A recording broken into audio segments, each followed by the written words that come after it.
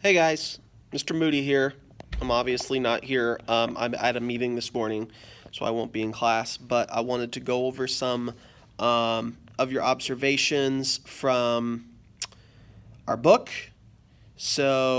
I have pulled out some of the things that you guys wrote in class yesterday that I thought were really insightful. So I'm just going to go through those kind of rapid fire to review some um, of the things that we may find as flaws in arguments. Let's begin. Example number one, the Kitty Genovese story, the woman who was attacked in an alley, and there were 37 witnesses. They said if people were around, they would. The power of context, like almost peer pressure, where people did not act because they thought other people were watching. This student said that might be irrelevant evidence because the people did not know whether or not there were 37 other people watching. Nice thinking.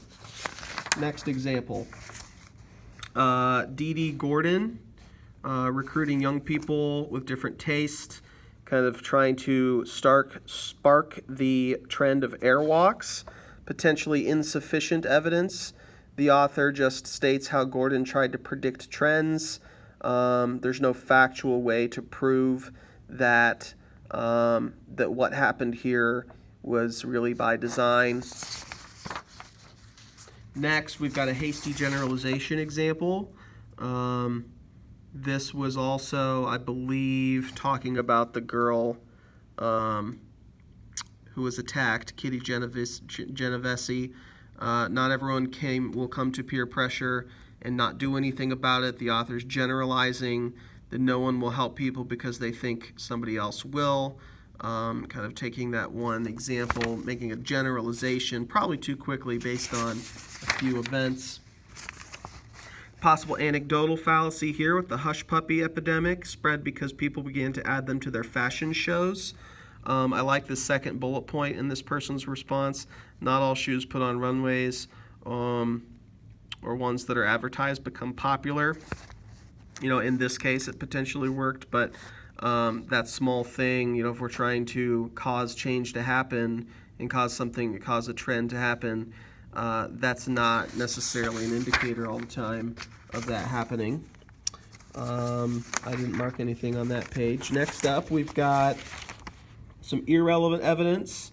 The crime decrease epidemic in New York City, okay, because of the crack trade lowering. And people getting older. That's the key part. People getting older. And this person is saying this is irrelevant. People getting a little bit older doesn't mean that they don't commit crimes. I would agree for the most part. The syphilis epidemic present in Baltimore was the result of very poor.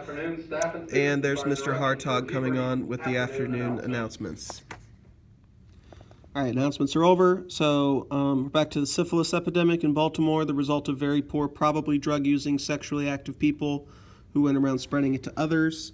This student pointed out that this is stereotyping here that weakens their argument. People with syphilis didn't always have to be very poor or drug-using. They could have been sexually active.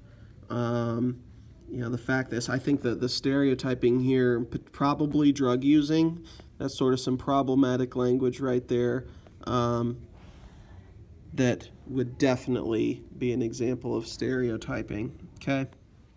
So those were some examples that you guys came up with that I thought were great thinking, looking at different ways that we can evaluate weaknesses within an argument, which I think is the hardest thing here that we're preparing for our final.